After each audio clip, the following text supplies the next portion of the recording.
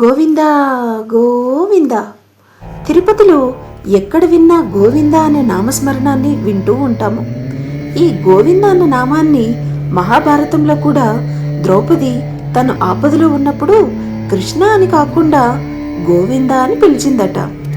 ఎందుకు విష్ణువుని గోవింద అని పిలిచింది? అసలు గోవింద అన్న నామానికి అర్థం ఏంటో తెలుసుకుందామా?